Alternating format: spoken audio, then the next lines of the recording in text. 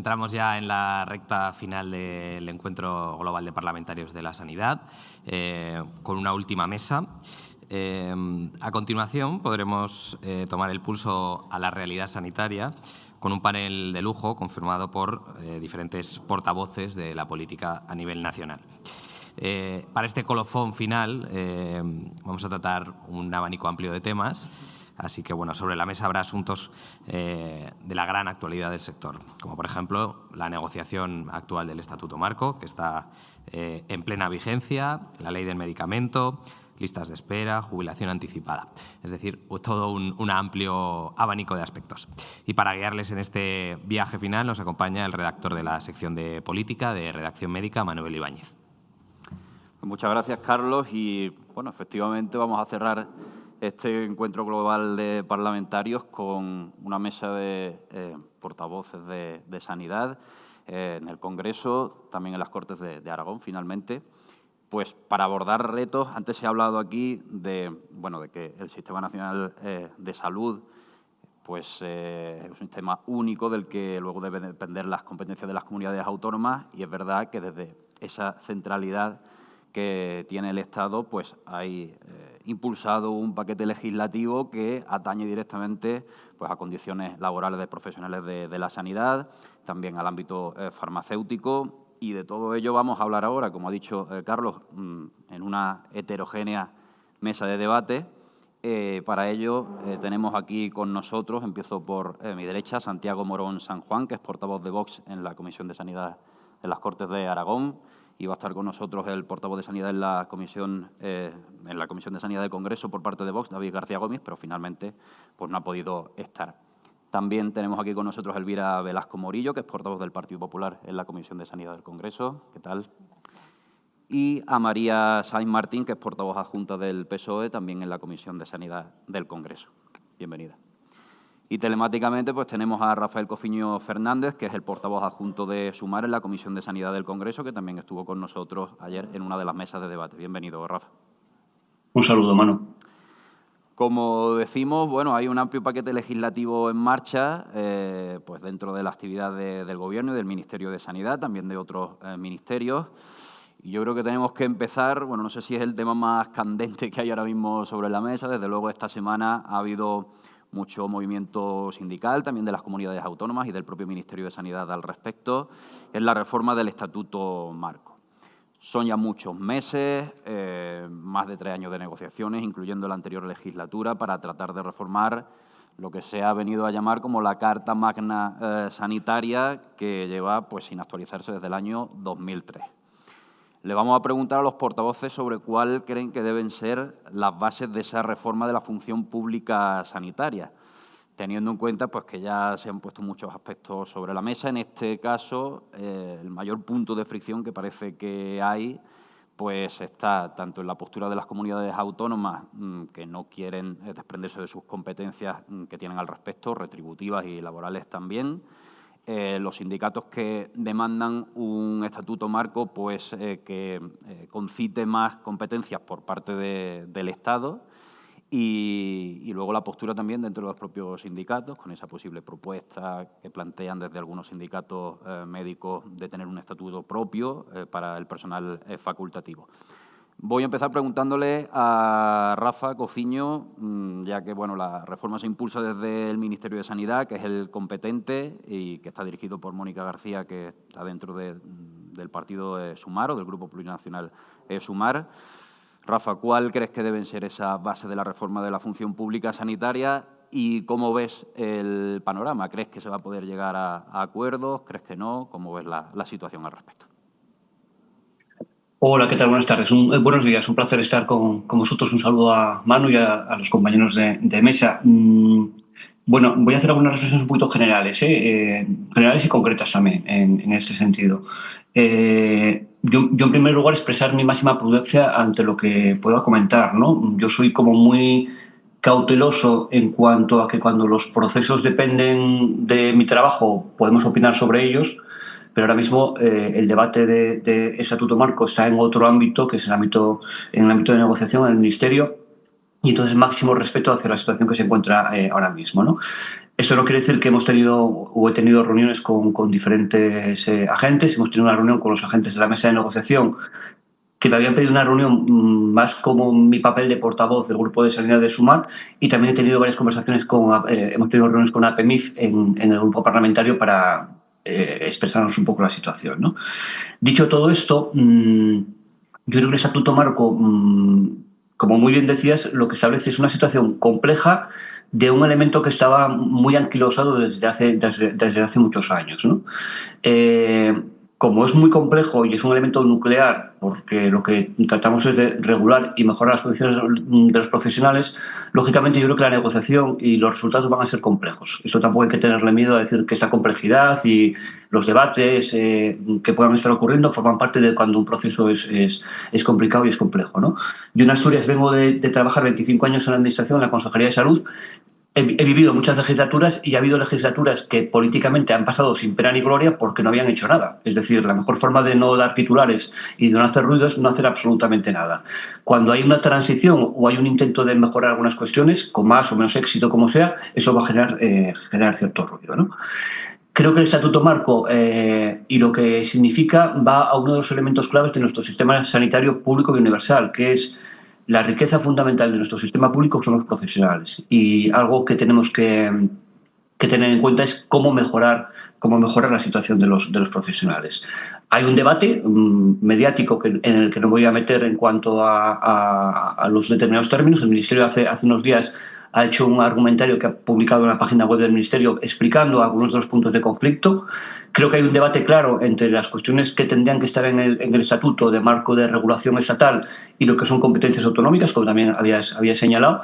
Y yo creo que aquí el elemento claro es negociar, negociar y negociar. Es decir, no sería una buena noticia que el Estatuto pasara a un trámite parlamentario si no hay un acuerdo, o por lo menos cierta sintonía entre todas las partes. Ojo, teniendo en cuenta que el propio espacio parlamentario es un espacio donde representamos la voluntad del pueblo y también es un espacio para debatir y mejorar ese texto. Eso también está claro. Alguna reflexión que me haría decir muy vaga también sobre esto, insistiendo, mi máxima prudencia, incluso mi desconocimiento ahora mismo de la situación en la que pueda estar el debate o la negociación, sería si es que a lo mejor el propio Estatuto Marco es una herramienta que está desfasada. Es decir, si lo que es la herramienta de Estatuto Marco no es el tema de queremos poner vino joven y vino nuevo en odres viejos, ¿no? Sino habría que dar una vuelta de cuál sería la mejor forma de poder solucionar esa complejidad que tenemos en cuanto a la regulación laboral de los profesionales. Y lo siguiente, que creo que es muy importante, es decir, el Estatuto Marco debe ser plural, es colectivo, es para los diferentes profesionales que trabajan dentro del marco del sistema sanitario, pero sin perder esa pluralidad tiene que estar singularizado para las necesidades específicas de cada colectivo. Esto es clave. Los procesos que hay en el trabajo sanitario son diferentes y es importante que sean proporcionales al trabajo que realizan los diferentes cuerpos profesionales dentro del sistema sanitario, ¿no? Pongo un ejemplo que no tiene que ver con el Estatuto Marco y de hecho no tiene relación con esto, pero sí que me gustaría señalarlo, ¿no? Mi formación es como médico de familia, aunque siempre trabajé en salud pública, y la última vez que hice primaria fue en el 2007-2008. Y una de las cuestiones que sí que me llamó muchísimo la atención en aquel momento, después de venir años sin hacer primaria... Parece que hemos tenido un problema del médico. Y esto creo que es importante para tener en cuenta todo esto, ¿no? Es decir, qué procesos estamos trabajando y cómo el marco profesional tiene que regularse según esto. Muy bien, pues gracias, Rafa. Voy a preguntar a Elvira, como principal representante de la oposición en este caso, y sobre todo también teniendo en cuenta que las comunidades autónomas del Partido Popular sí que han mostrado las últimas semanas su rechazo a cómo se han ido llevando las negociaciones por parte del Ministerio de Sanidad sin haber tenido, pues eso, las singularidades de las regiones antes de haberse puesto a negociar con los sindicatos. Entonces, no sé cómo ves el panorama en ese sentido. En primer lugar, muchas gracias, Manu, por una vez más invitarme a estas jornadas. Gracias a Ricardo y a todo su equipo ir ya por las 16ª jornadas, en la cual he tenido la suerte de participar en gran parte de ellas, ¿no? Gracias a los compañeros que aguantan después de ayer y este segundo día y ya en esta mesa última. Y, por supuesto, muchas gracias a todos los patrocinadores, porque sin ellos tampoco podríamos estar hoy aquí, ¿no? En fin, yo creo que este es un punto de encuentro, de debate y de cuestiones que nos preocupan a todos, tanto en el ámbito nacional como en el autonómico. Espero y deseo que sigáis con estas jornadas, ¿no? La verdad es que estamos ante la reforma del Estatuto Marco del Personal Sanitario, un estatuto que es del 2003, salió siendo Ana Pastor ministra de Sanidad y donde más o menos salió con un amplio consenso, ¿no? Vaya por delante nuestro compromiso, el compromiso del Grupo Parlamentario Popular, del Partido Popular, por mejorar las condiciones de los profesionales sanitarios, pero estamos dispuestos a abordar esas reformas desde la base de que se haga con rigor, que se haga debates serios con datos y, sobre todo, que se presenten pues, memorias técnicas, jurídicas y económicas para, al final, todas las conversaciones que haya pues, avancemos y se hagan con rigor, ¿no? Hasta ahora, esas 3 memorias que han pedido no solo las comunidades autónomas, sino los propios directores generales en una reunión que recientemente se les mantuvo en Oviedo, pues no ha sido así. Incluso previos al Foro Marco del Diálogo Social, que se celebró por primera vez desde que está en debate esta ley. Hay que recordar que esta ley ya lleva 2 ministros, o sea, empezó con Carolina Darias la legislatura pasada, Rafa hacía un poco alusión a ellos y, bueno, pues continuamos con Mónica García. Y, desde luego, lo que estamos viendo es un desacuerdo tanto de los sindicatos que forman parte del ámbito de la negociación como de los que no forman parte, ¿no? Y, por otro lado, también las comunidades autónomas están en desacuerdo, ¿no?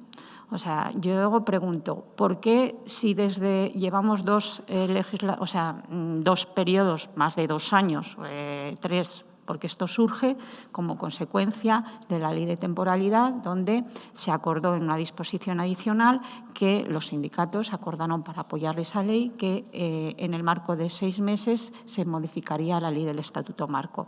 Ley que se han ido prorrogando y estamos en las fases que estamos, ¿no? Entonces, lo que sí está claro es un desacuerdo que ha llevado incluso al fracaso de nuestro sistema sanitario con las manifestaciones que hemos visto esta misma semana de atrás, ¿no? O sea, tanto los que formaban parte del ámbito de negociación como ayer los que no formaban parte del ámbito de negociación, como eran los médicos, ¿no? Entonces, así mal vamos, ¿no? Yo creo que hay que partir, hacer humildemente una valoración de qué es lo que hemos hecho hasta ahora y bueno, pues retomar si realmente queremos avanzar en las condiciones laborales de nuestros profesionales sanitarios, que desde luego lo necesitamos, que muchas de las cuestiones pues después de 20 años, de más de 20 años, pues se han cambiado y a la vez nos sumamos con que tenemos un déficit de recursos, ¿no? O sea, que hay cosas que se encajan mal, ¿no? Y yo, humildemente, creo que la política de comunicación que ha hecho el Ministerio pues no ha sido la adecuada, ¿no? No te puedes reunir con todos los profesionales sanitarios, ofrecer una serie de cosas que cuando llegas luego a un papel, pues eso es que encaja difícilmente. Y luego, por otro lado, es que también vemos que incluso a raíz del Foro Marco del Diálogo Social del otro día, ministerios que son fundamentales que participen y que forman parte del diálogo social, como es Hacienda y Función Pública, no acuden. Entonces, ¿de qué estamos hablando? Si por otro lado le decimos, vemos que para llevar a cabo el Estatuto Marco necesitamos un presupuesto, si no disponemos de esos presupuestos generales del Estado, pues la verdad es que hay un cúmulo de cosas que la verdad es que no le veo buen camino y sobre todo en un marco que está ajeno al Parlamento. Todavía, bueno, pues todos son flashes que nos llegan porque el texto al Parlamento no ha entrado. Pero vamos, el camino no es fácil.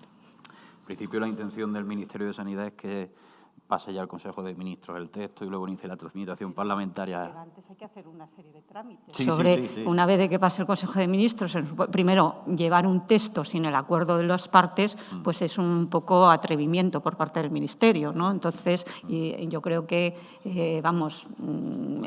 el Ministerio intentará llegar a ese clima de mayor consenso antes de llevar algo al Consejo de Ministros, que entraría luego a consulta pública, e informes de los preceptivos de todos los organismos que tienen que participar. Entonces, con lo cual, el plazo no lo veo yo que sea muy corto.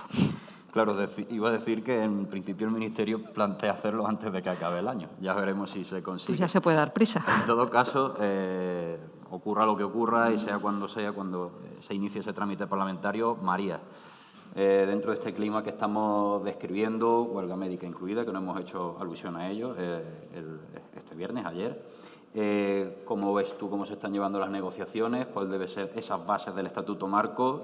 ¿Y qué, margen de negociación posterior, una vez que llegue el texto al Parlamento, aunque no sepamos todavía cuál va a ser ese texto, ves tú a la hora de poder renovar el Estatuto Marco?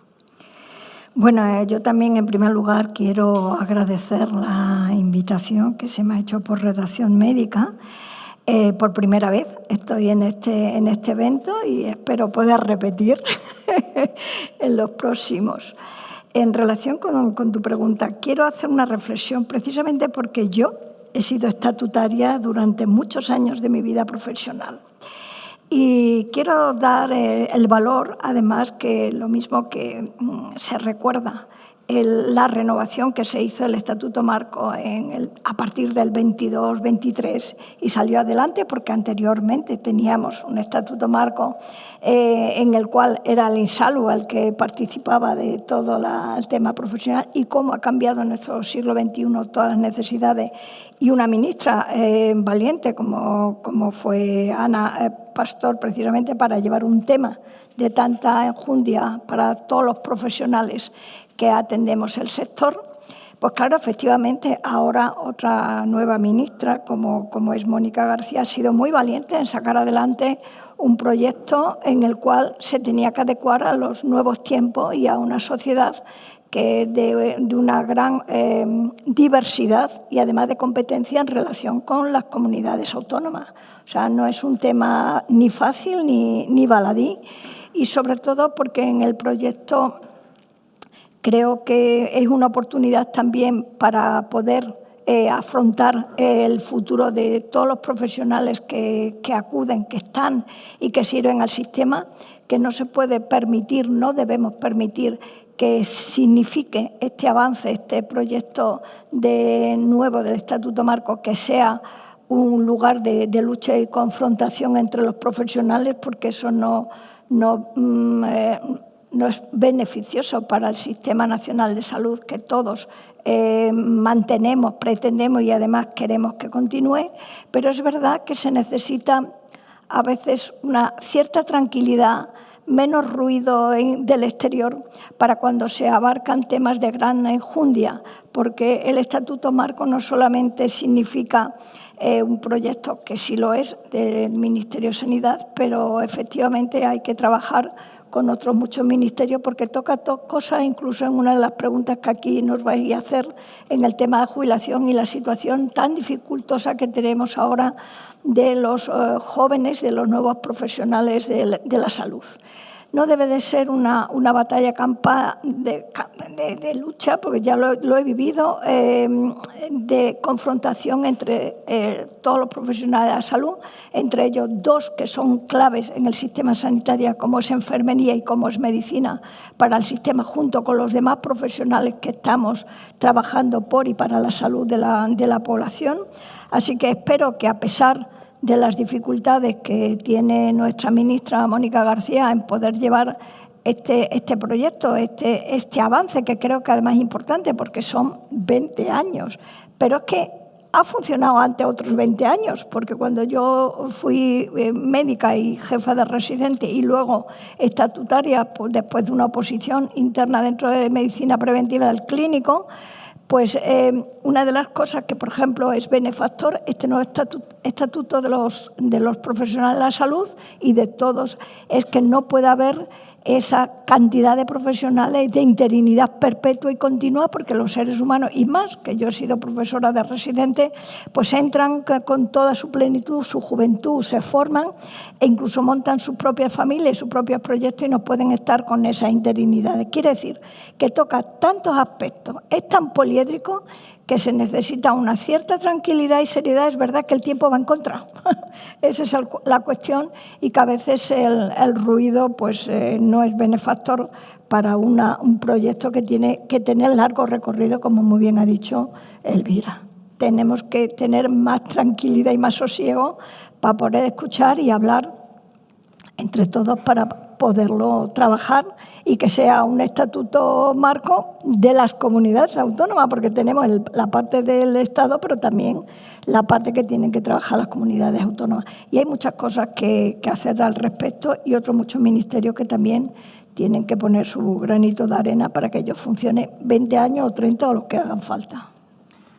Santiago, te planteo las mismas preguntas que al resto, pero además sí. También otro aspecto específico, porque ha sido precisamente el grupo parlamentario de Vox el último que, si no me equivoco, que se ha reunido con los sindicatos CEMS y el Sindicato Médico Andaluz para escuchar sus demandas y que públicamente pues, se ha mostrado a favor de esas demandas. Entonces, insisto, aparte de cómo ven las negociaciones y cuáles deben ser las bases de ese nuevo estatuto marco, no sé si se puede decir que Vox apoya abiertamente la posibilidad de que haya un estatuto específico para el personal facultativo o simplemente que dentro del estatuto marco tiene que haber pues, el capítulo que ya está recogido pues, con esas particularidades de la profesión médica. Y si queréis el resto, Rafa ya se ha pronunciado un poco, que ha dicho que debe contener una misma norma, una única norma, todas las particularidades, pero no sé si Elvira y María quieren ahora hacer alguna apreciación también al respecto.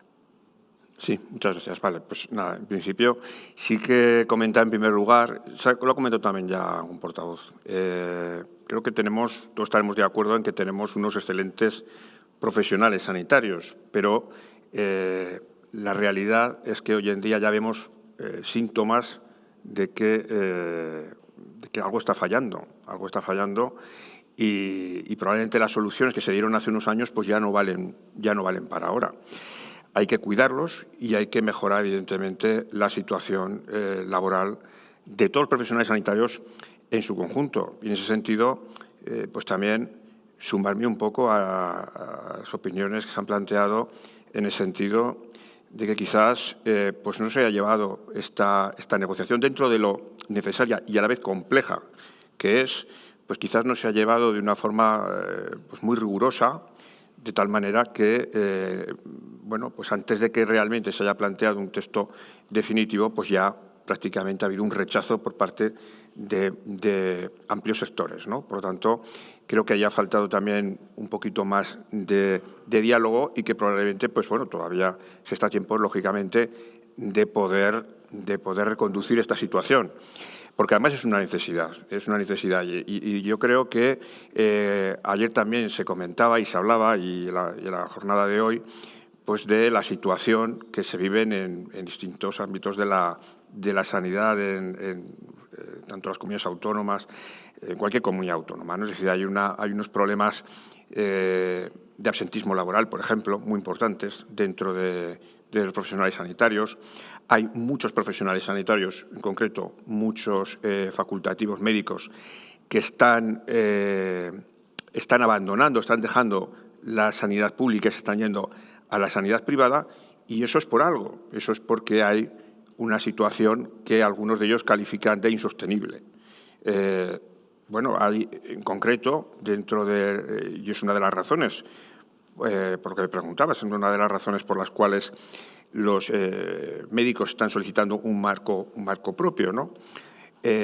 Bueno, las horas de guardia, por ejemplo, pues ellos las entienden y se contabilizan realmente como una hora de trabajo a bajo precio, muy por debajo del salario habitual, y encima, además, son horas de trabajo que no contabilizan para la jubilación, algo que es una cosa inédita, ¿no? Es una cosa inédita. Entonces, yo creo que hay unas situaciones muy peculiares que afectan a los facultativos médicos y, claro, y que de alguna manera justifican que tengan que tener un marco propio. Y más cuando estamos hablando de una escasez de profesionales o de, bueno, evidentemente podríamos aquí discutir mucho porque según unos pues no faltan, según otros hay de sobras, pero lo cierto es que luego hay dificultad de contratación de muchos profesionales, especialmente para algunos puestos de difícil cobertura. Bueno, pues evidentemente todos estamos en la idea de que hay que cuidar a esos profesionales, pero por otro lado ellos nos están trasladando ese mensaje de malestar y de alguna forma de que se necesita dignificar su situación. Por lo tanto, esa es la razón por la que desde luego desde Vox nos hemos mostrado claramente a favor de que exista un marco, de que las condiciones laborales de los médicos sean tratadas de una forma específica. Eso no significa ni que los médicos sean más ni menos, pero hay que ser realistas y los profesionales médicos, los médicos tanto de atención primaria como los médicos de atención especializada son la columna vertebral del sistema sanitario. Ayer se hablaba, por ejemplo, de la necesidad de reconocer otros profesionales sanitarios. Por supuesto que sí. Hay carencia de psicólogos clínicos prácticamente, yo creo que en todas las comunidades autónomas. Hay carencia de fisioterapeutas, hay carencia de logopedas, hay carencia de muchos profesionales que se tienen que ir incorporando al sistema sanitario. Pero lo que sí que es cierto es que en un pueblecito, en un consultorio, tiene que haber un médico. Tiene que haber un médico, por lo menos, como comentaba ahí un compañero, por lo menos una vez a la semana tiene que ir un médico y, por supuesto, tiene que ir pues, una enfermera. Son profesionales necesarios que tienen que estar en el día a día y que tienen que formar parte, evidentemente, de esa cotidianidad de atención al ciudadano. Por lo tanto, entendiendo que es un tema muy complejo, creemos que es necesario, que hay que tratarlo con rigor y que, evidentemente, no se puede quedar en agua de borrajas, como suele decir. Se tiene que concretar y, ya que se ha abierto un poco esa vía, pues hay que llevarla a buen término. Elvira, María, os pregunto, yo sé que es un tema que a lo mejor no admite blanco y negro, pero os pregunto brevemente. Es que yo creo... ¿Médicos sí o no? Es que yo creo que en este momento en el que estamos, de nadie de acuerdo y que incluso pues no hay ese aval presupuestario ni nada, pronunciarme yo, tanto desde el grupo como a nivel personal, en si un estatuto médico no sería una entelequia por mi parte, ¿no?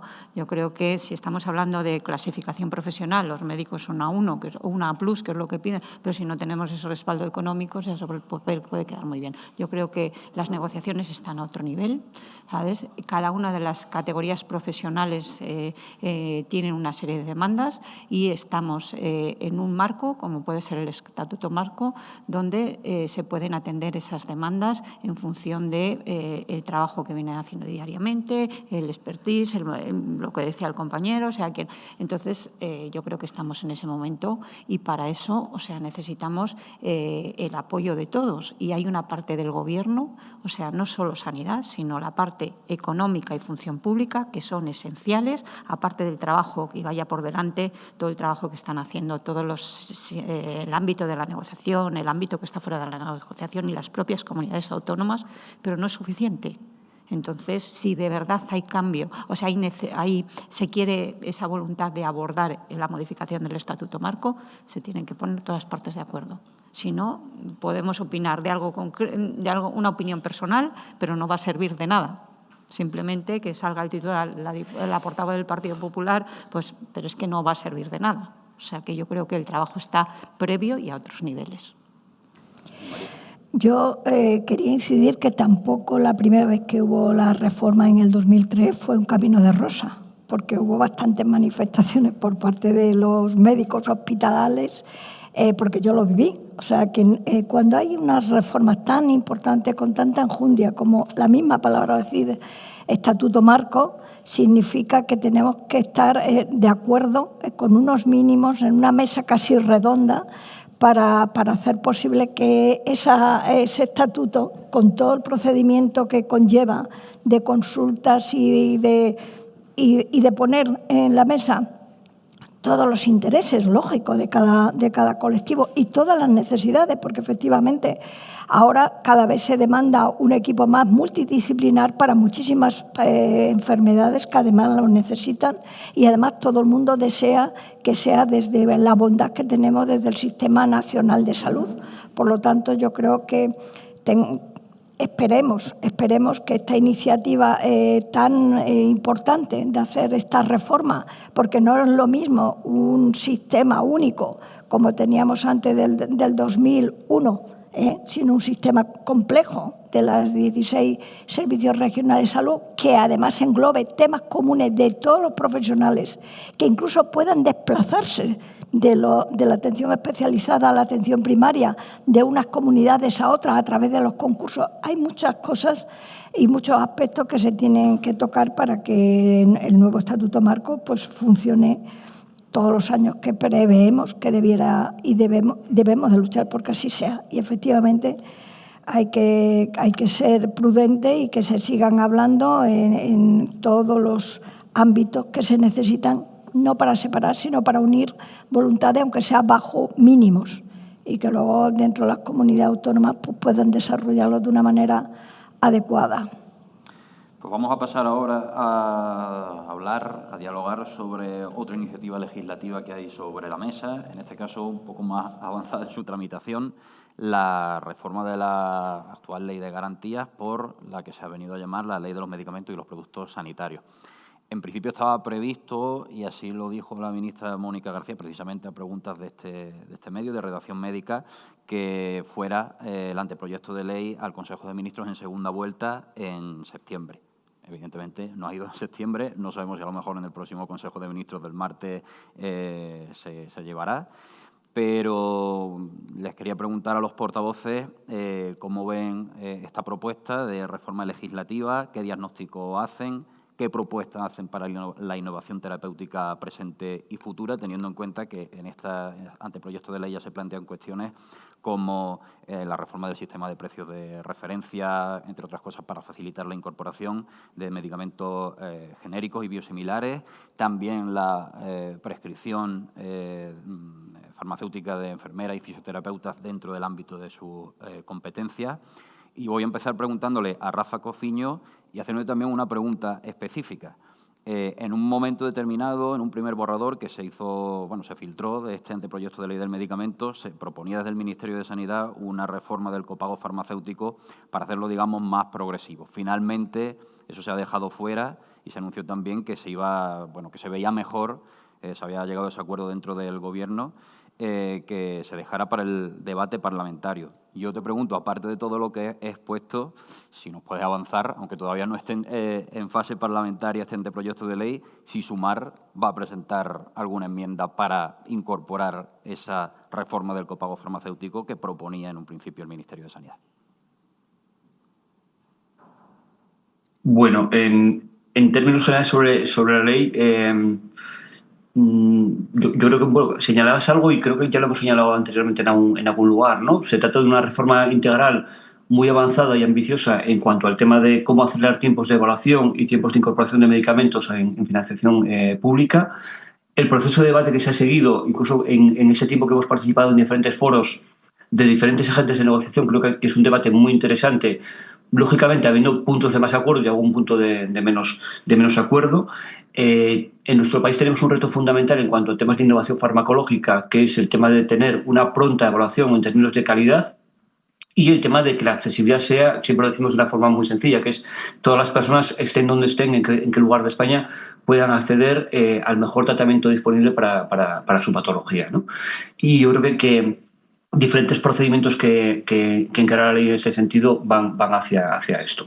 Hay elementos claves que también señalabas, como el tema de la prescripción de otros profesionales, no solamente facultativos médicos, que creo que también diversifica lo que es la atención. Hay un papel clave también con el tema de farmacia comunitaria, que son agentes de salud muy potentes, con mucho trabajo desarrollado en los diferentes territorios y que pueden tener más funciones y deben tener más funciones, y hay que marcar ese marco de funciones, ¿no?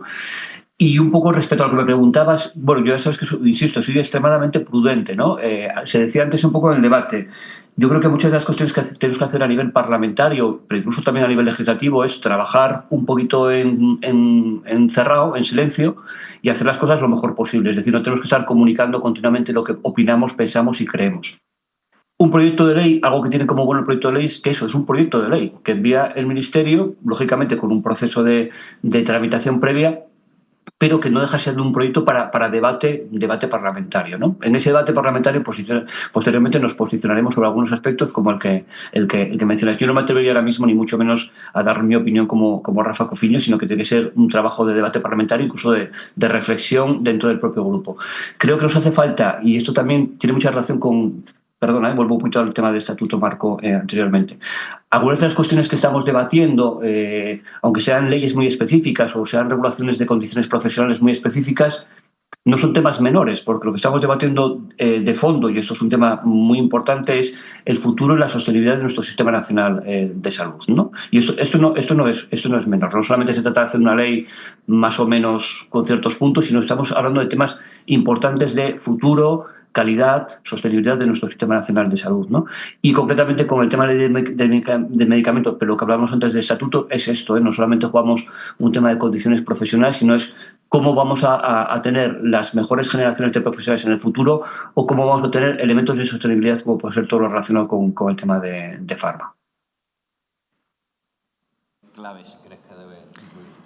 A ver, yo me gustaría recordar un poco el contexto, ¿no? O sea, hay que recordar que fue el 8 de abril en Consejo de Ministros cuando se aprueba el acuerdo de autorizar la tramitación administrativa urgente.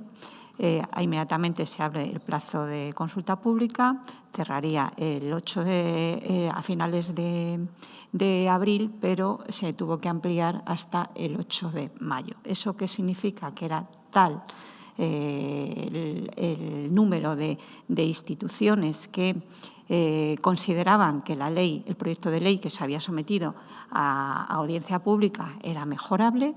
Entonces, así fue el resultado, que hay más de 400 instituciones que han presentado alegaciones al proyecto de ley. Entonces, yo ¿qué pediría? Primero, que se tenga en cuenta las alegaciones que se han presentado, que como a la vista de cuál es la tramitación y los compromisos que iban diciendo por parte del Gobierno, del Ministerio de Sanidad, vemos que esto, si se quiere hacer un trabajo serio, teniendo en cuenta las alegaciones y respecto a las alegaciones que se han presentado, pues lo lógico es que al final, cuando veamos ese texto, porque claro, pronunciarnos sobre un texto que ha salido en la consulta pública de una forma y que si se tienen en cuenta, y espero que sí tengan en cuenta todas las alegaciones de los sectores que la han presentado, pues desde luego puede modificarse mucho el texto, ¿no? Por eso yo lo primero que pido es pues eso, que tengan en cuenta las alegaciones. Luego, ¿qué debería de contemplar la ley? Pues desde luego necesitamos una mayor inversión en salud, apostando sobre todo, y de cara a lo que nos decías, la innovación biofarmacéutica, la I+D, promover mejoras en la disponibilidad de los nuevos medicamentos en nuestro país y, sobre todo, garantizando el cumplimiento del plazo de los 180 días para la decisión de precio y financiación en línea con la normativa comunitaria, ¿no? Desde luego, asegurar la producción del medicamento en Europa y en España para fomentar la necesaria autonomía estratégica, porque si no es así, al final vamos en contra de lo que es la estrategia farmacéutica que firmaron todos en Moncloa y que no sabemos muy bien cuáles son los resultados y, desde luego, que no cuadra mucho, no encaja mucho con el anteproyecto de ley que conocimos, ¿no? Luego, incorporar el medicamento, más bien considerándolo no como una partida de gasto público, sino como una estrategia de inversión, ¿no? Todos sabemos que al final invertir en el medicamento es pues ganar en sostenibilidad del estado de bienestar, reducir ahorros del sistema, contribuir a la productividad y al empleo, en fin, todas estas cosas. Y, desde luego, también promover un marco de competitividad de Europa sobre el tema del empuje con la I+D por parte de otras regiones, que sabemos que Europa está ahí en una fase inferioridad de condiciones con respecto a grandes potencias como pueden ser Europa, Estados Unidos y China, ¿no? Desde luego, tenemos que ir a garantizar ese plazo de los 180 días en la decisión de financiación y precio, reducir las demoras de la disponibilidad de la innovación terapéutica en esos procedimientos de compra pública, hay que valorarlos. También todo el tema de evaluación hay que considerarlo. Y, hombre, a esto, aparte de todas las alegaciones que se habían presentado, también en julio conocemos un informe de la Comisión Nacional del Mercado y la Competencia, donde también nos ponían una serie de deberes. Entonces, yo no sé si, espero que sí las estén teniendo en cuenta a la vista de los retrasos que están teniendo para sacar el nuevo proyecto, ¿no? Y, desde luego, otra parte que también nos preocupa es la participación de las comunidades autónomas, porque se define pues ahí hay una queja importante de las comunidades autónomas donde quedan desplazadas a la hora de todo el proceso de incorporación de nuevos medicamentos. En las grandes líneas, pues estos serían los principales aspectos para el Grupo Parlamentario Popular. Muy bien, muchas gracias, María.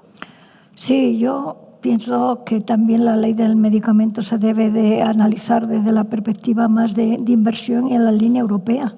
O sea, en España tenemos una bondad que no lo reconocemos, pero tenemos que reconocerlo.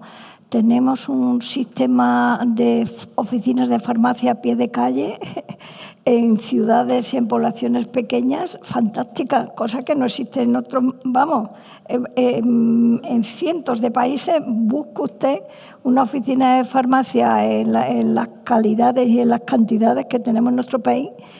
Y eso gracias también a ese concierto público-privado de nuestro Sistema Nacional de Salud.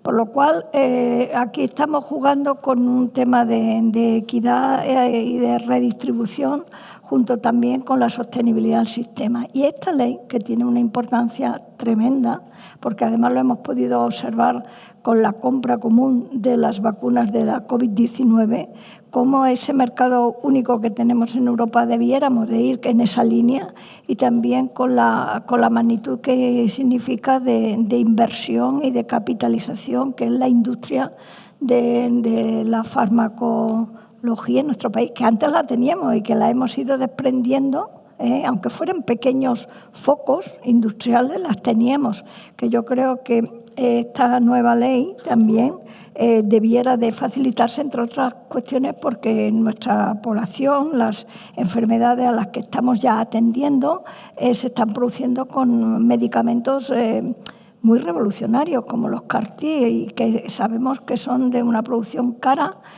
Incluso darle muchísima más enjundia, debiera estar ahí incluida en esta ley, el tema de las oficinas farmacéuticas hospitalarias. O sea, hay muchas cosas que debemos, y como todas estas leyes, efectivamente, estamos ahora en una situación de análisis, de estudio, y la misma demanda que hemos observado y que continuamente nos llegan también de manera muy, muy profesional de colegas y de conocidos, nos demuestra la importancia que tiene. Vamos contra el reloj, que vamos a hacerle, pero también es verdad que todo este tipo de temas importantes para nuestro país y para la salud de nuestra población, pues debemos de atenderla, se tarde más, se tarde menos, pero que es una avanzada el que se haya sacado adelante como proyecto, y esperemos que se pueda ver como una realidad.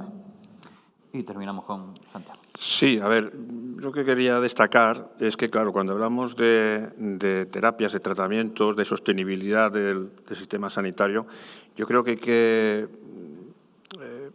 contemplar dos situaciones, yo creo que bastante diferentes, ¿no? Por un lado está los medicamentos habituales, los medicamentos de uso común para los procesos más habituales, y allí, pues a la hora de financiar nuevos medicamentos, pues evidentemente, como ya también se hizo referencia ayer en una mesa, pues hay que tener en cuenta muchos criterios, muchas variables que a lo mejor hasta ahora no se tenían en cuenta y que gracias a la inteligencia artificial sí que se van a poder estudiar, ¿no? En cuanto a la repercusión, la disminución, por ejemplo, de días de hospitalización, de gasto farmacéutico, de disminución, por ejemplo, de días de absentismo, es decir, esa mayor eficacia que pueden tener algunos fármacos respecto a otros, ¿no? Pero luego también tenemos que reconocer que una de las bases sobre las que se sustenta el sistema sanitario es la equidad. Y claro, la equidad supone que también tenemos la obligación de tratar lo mejor posible a aquellas personas, por ejemplo, que tienen una enfermedad rara o que tienen una ELA, por ejemplo. Es decir, y eso significa afrontar unos costes elevados. Y es una obligación moral que tenemos que adquirir y allí, evidentemente, ese criterio económico pues ya no vale, ya no lo podemos aplicar igual que lo podemos aplicar a la hora de valorar o de financiar otros medicamentos, ¿no? Yo creo que esa doble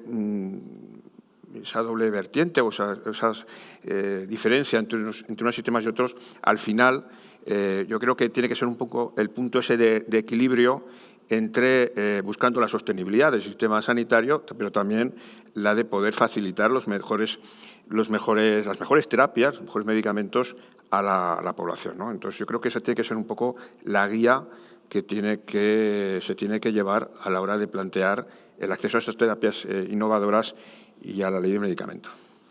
Pasamos ahora a otro bloque para abordar uno de los principales problemas que tiene el Sistema Nacional de Salud, que son las listas de espera. Fue un compromiso dentro del pacto de gobierno entre el PSOE y Sumar, pues reformar el marco legal para conseguir reducir esos tiempos de espera.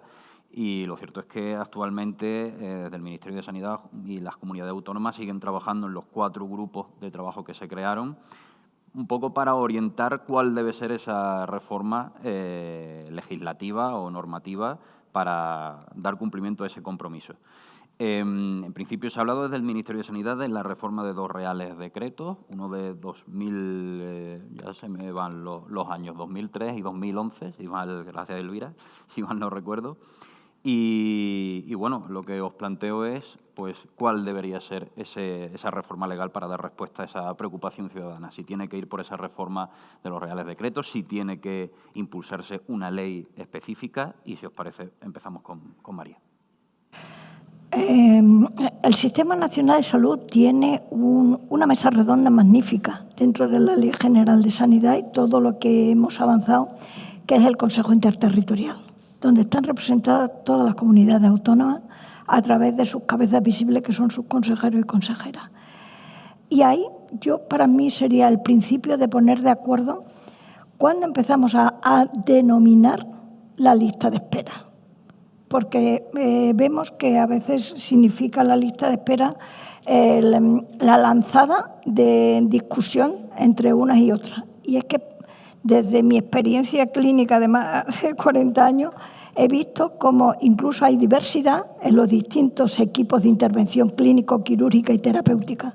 Yo creo que precisamente para ir arreglando, que es un problema enorme y grande por miles de cosas, no solamente por el encarecimiento de la demanda, porque afortunadamente las acciones de prevención calan cada vez más en nuestra población, por la propia cronicidad de las patologías, por miles de razones que se incrementa la lista de espera, debiéramos de tener un consenso previo de cuándo empezar, de verdad, todas las comunidades tienen que saber cuándo empieza a contabilizarse el tema de la lista de espera.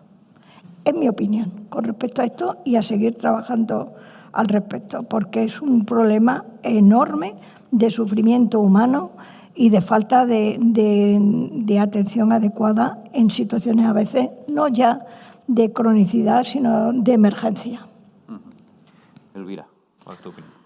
A ver, la situación de la lista de espera tiene muchos factores que les afectan, ¿no? Entre ellas es la falta de profesionales, ¿no?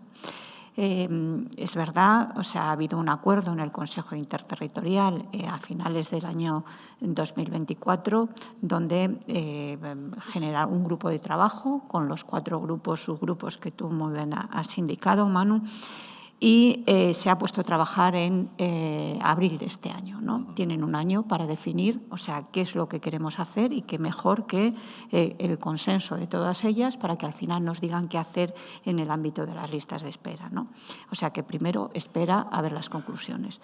Y luego, pues hay que trabajar en otra serie de cuestiones, como es el tema de los profesionales sanitarios, ¿no? Necesitamos un mayor número de profesionales sanitarios, tanto en el ámbito de la atención primaria, que la verdad es que hasta los propios informes del Ministerio de Sanidad dicen cuál es el déficit de profesionales sanitarios en todas las categorías y fundamentalmente en el área de atención primaria. Luego pongamos remedio a ello. El incremento de 36 plazas en este año, por ejemplo, en la formación sanitaria especializada para toda España, pues difícilmente va a cubrir el déficit que realmente tenemos. Yo creo que tenemos que hacer una valoración sensata de cuáles son las plazas que necesitamos abordar, porque hay que recordar que un médico como mínimo tarda 11 años en formarse, o sea, con su especialidad, o sea, que llevamos un decalaje importante, ¿no? Si queremos abordar y ir resolviendo situaciones como las listas de espera, ¿no?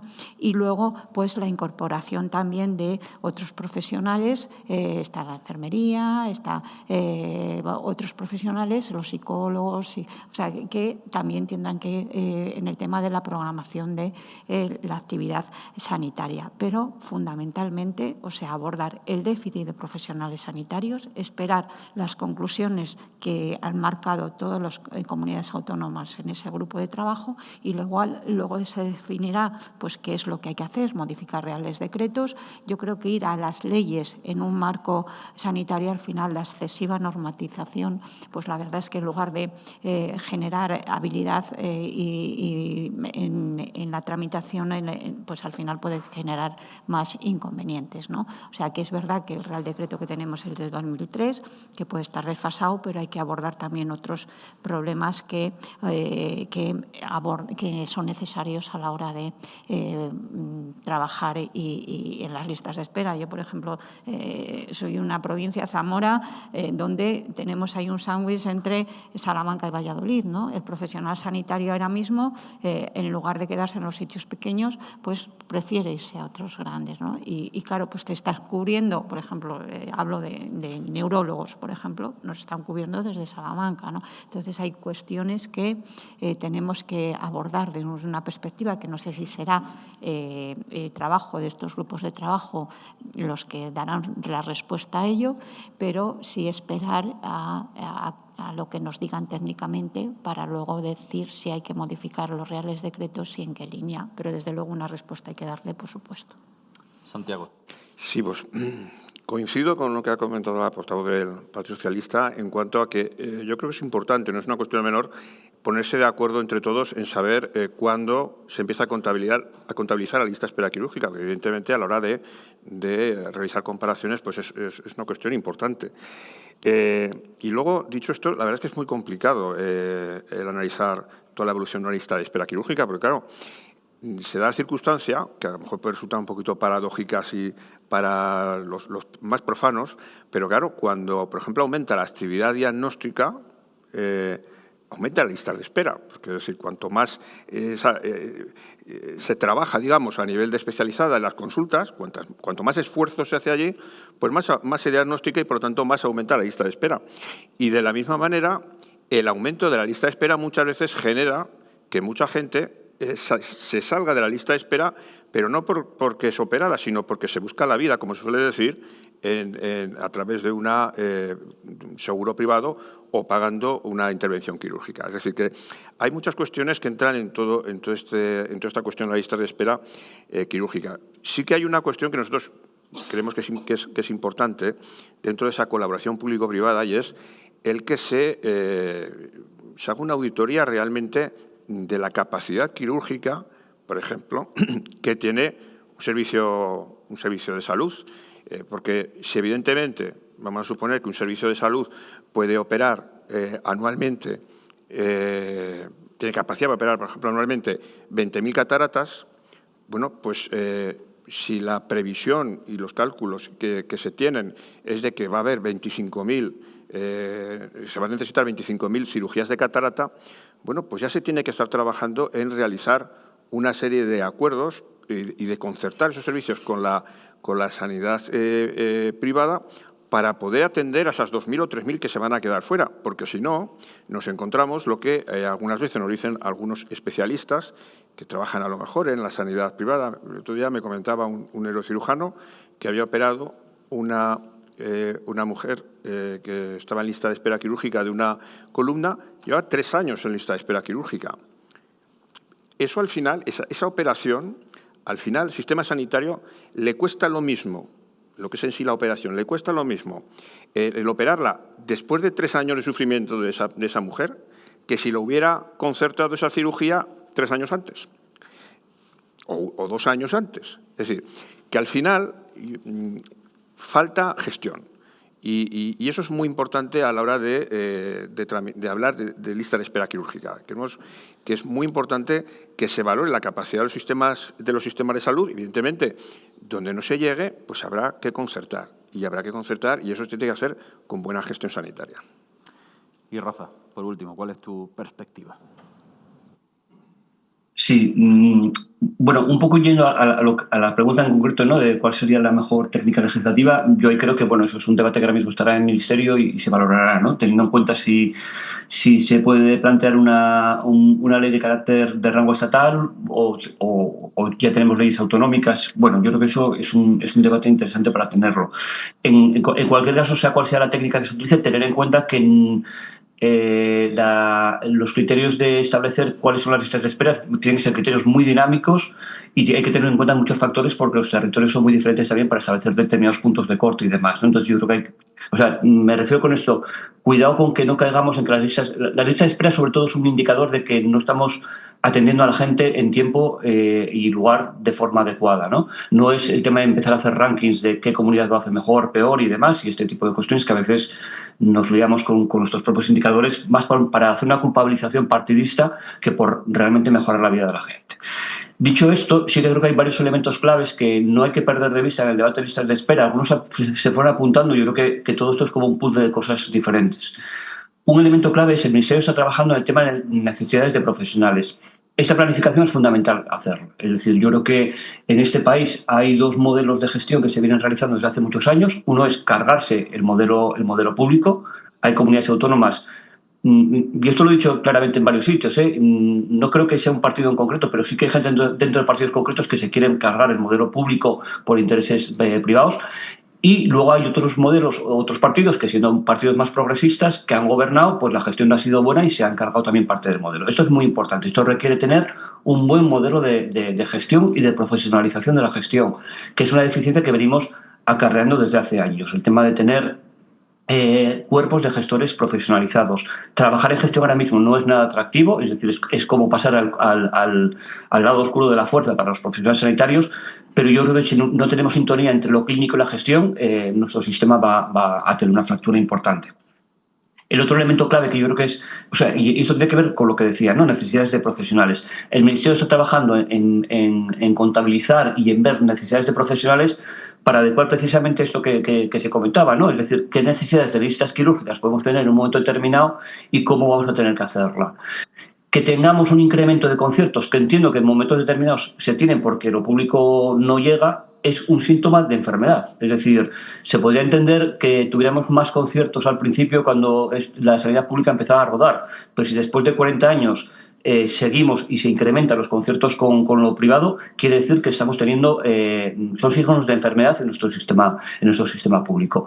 Que en Asturias de repente se abre una clínica privada que sería impensable que se hubiera abierto hace 10 años, quiere decir que hay un nicho de enfermedad en el sistema público y esto es importante tenerlo en cuenta.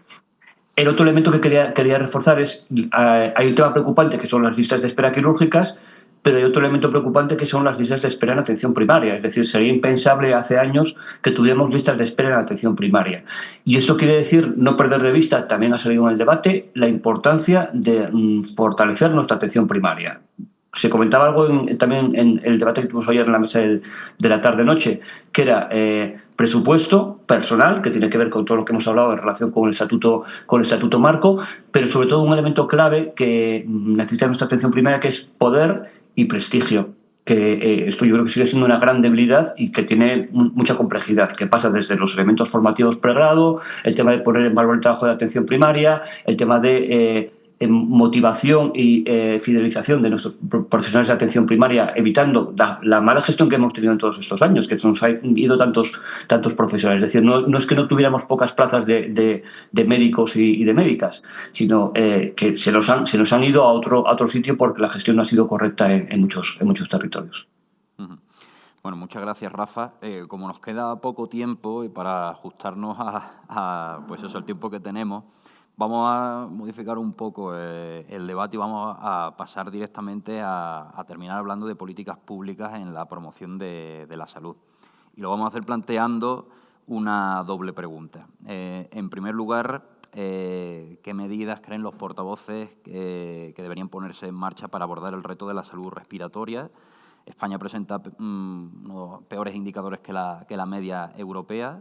¿Qué proponen para incorporarlo como prioridad en la agenda política en líneas con las recomendaciones de la Organización Mundial de la Salud? Y, por otro lado, ¿qué medidas legislativas y presupuestarias creen que debe priorizarse para impulsar un envejecimiento saludable y equitativo en España, integrando prevención, innovación biomédica, tecnológica y organizativa? Y, si les parece, empezamos con Elvira. Bueno, tema complejo, ¿eh? A ver, tú has indicado en tu exposición el tema presupuestario. El tema presupuestario, pues tenemos que ser realistas y nos tenemos que retrotraer a presupuestos de hace 3 años atrás, con lo cual en sanidad hay que ver que, o sea, todo gracias a la innovación, a nuestros investigadores, a nuestra industria, a nuestra industria tanto tecnológica como farmacéutica, pues se está incorporando al sistema cuestiones que curan o alargan mucho la supervivencia y además cuestan dinero, ¿no? Entonces, si no tenemos unos presupuestos actualizados, ¿de qué estamos hablando, ¿no? O sea que, por otro lado, luego, a la vez recaudamos más, pero no se emplean en sanidad.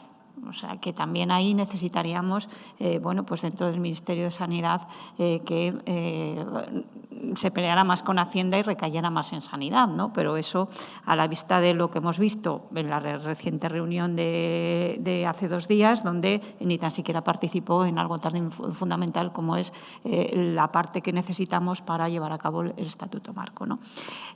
Hablar de políticas de prevención, de envejecimiento, pues hombre, todo lo que invertamos en prevención desde edades tempranas, pues van a beneficiar sobre todo en reducir esa cronicidad, esa pluripatología, esa plurimedicación. Entonces, yo creo esto concuerda un poco, está relacionado con la mesa anterior, con el tema de la vacunación, donde ya no solo hablábamos de la vacunación de la infantil, sino de cómo programamos la vacunación del adulto. Ya se hablaba del VRS, podríamos hablar del herpes zóster, en fin, de cuestiones que van a prevenir en la mejor salud en el envejecimiento, ¿no? Y sobre todo porque hay que recordar que también España es el 4º país de Europa en cuanto a nivel de envejecimiento. Entonces, todo lo que, por un lado, es muy positivo porque quiere decir que vivimos más, pero hay que recordar cómo, en qué condiciones vivimos más, ¿no? El gasto sanitario aumenta y luego lo que empleamos en gasto sanitario, y también podríamos ligarlo con la mesa de ayer, la última mesa, pues estamos ahí necesitando más, pero no tenemos más, ¿no? Entonces, y luego por hacer una pincelada del tema de las enfermedades respiratorias, pues aquí es otro debate que tenemos encima de la mesa, ¿no? ¿Necesitamos una estrategia que aborde las enfermedades respiratorias? Necesitamos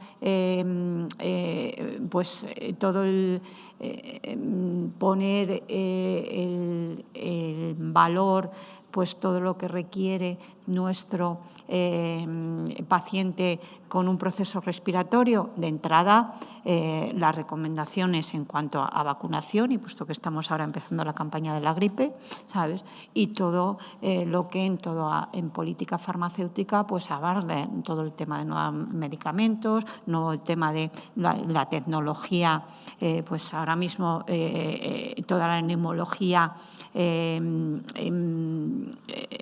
invasiva, no invasiva, sino las nuevas terapias de neumología nos evitan que terminemos en una cirugía torácica, ¿no? Entonces, yo creo que todo eso pues requiere de sobre todo, presupuesto, requiere de coordinar tanto desde las comunidades autónomas como de los propios profesionales sanitarios y al final incorporar la innovación como resultados en salud, ¿no? Entonces, desde luego, todo lo que podamos abordar en la prevención.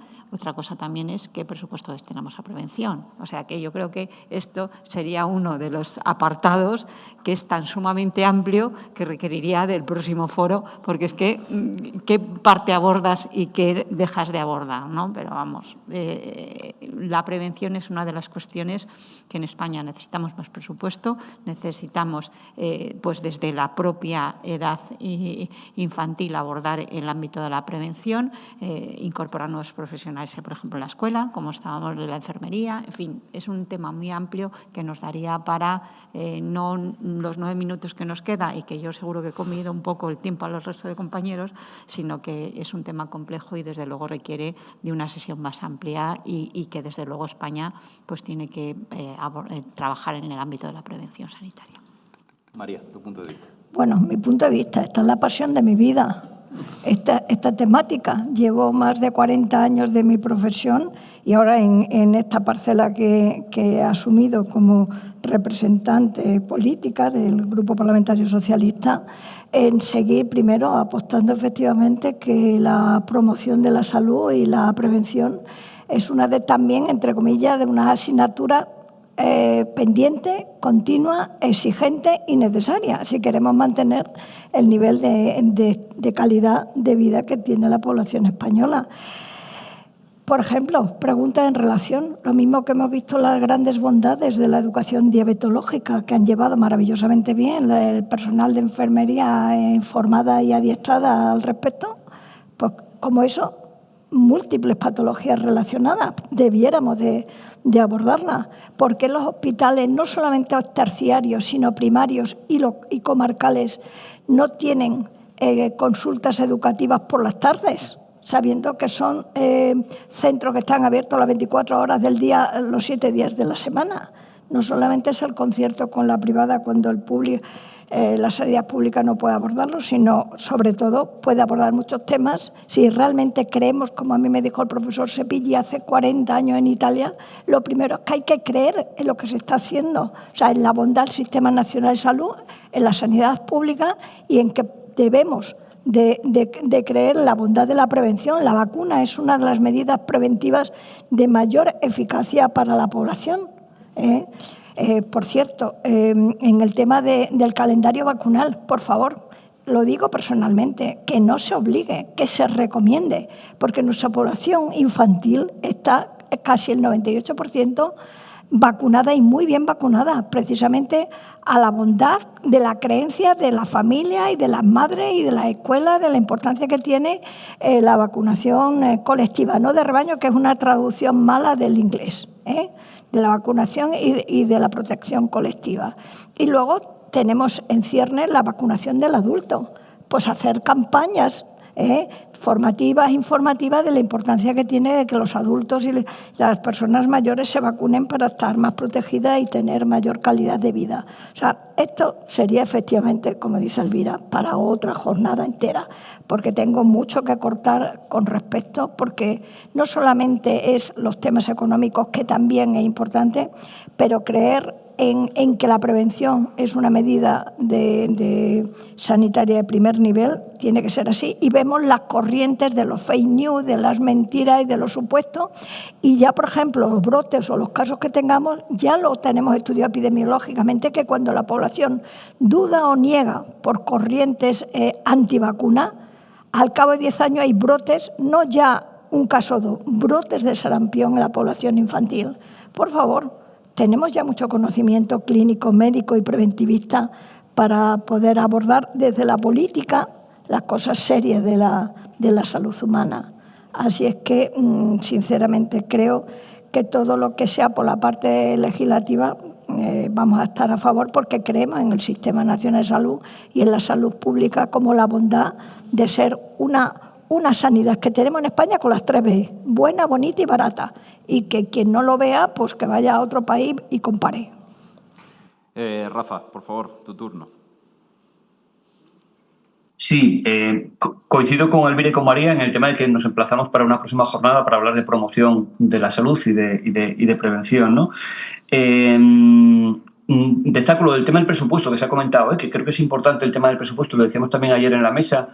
Como grupo parlamentario, nuestro objetivo está claro, es decir, pensamos que en este país hay clases favorecidas, clases ricas y grandes empresas multimillonarias que no están pagando impuestos, ¿no? Y pongo un ejemplo simplemente de decir cómo podemos tener más inversión para los sistemas sanitarios públicos. Hay 5 empresas energéticas que en el 2019 tuvieron más de 5.000 millones en beneficios. En el año 2022 pasaron de 5.000 millones de beneficios a más de 22.000 millones de beneficios. Tenían que pagar, lo que se planteaba es que pagaran en cuanto a impuestos un 25% las eléctricas y un 30% las petroleras, y no pagaron más de un 6,8%. Es decir, ahí hay un margen importante de tener mejor tributación y mejores presupuestos para los sistemas públicos de educación, los sociales y de sanidad. Eso sí que requiere otro paso importante, que es el tema de los presupuestos generales del Estado. Es decir, claro, aquí hay que abrir y decir, es necesario, estamos totalmente de acuerdo, indicábamos ayer, nuestra propuesta como desde el grupo de expertos de sanidad de Sumar era el incremento de medio punto anual del PIB hasta alcanzar por lo menos la media europea, llegando a un 25 o un 30% del presupuesto de atención primaria y a un 4% a salud pública, que están infrafinanciadas en nuestro país. Y en cuanto a la pregunta, la promoción de la salud es un elemento clave, no solamente en cuanto a términos de prevención, por ejemplo, como puedan ser vacunas, sino en términos de cómo generamos entornos saludables que favorecen que las personas puedan tomar decisiones saludables. Tenemos legislación en este sentido, está la regulación de avances del tabaco que ha planteado nuestro Ministerio de Sanidad, y tenemos también algún aspecto relacionado en prevención, como es promoción, como todo el tema del consumo de alcohol y menores, que estamos ahora mismo, ya la tenemos en debate parlamentario. Y termino con una cuestión que creo que es muy transversal a los diferentes puntos que hablamos. Desde cuando comentaba al principio la primera pregunta, la sobrecarga que tienen nuestras médicas de familia, hay un elemento clave en nuestro país que es el tema de la atención integrada sociosanitaria. Si sanidad está infrafinanciada, sociales está todavía infrafinanciado.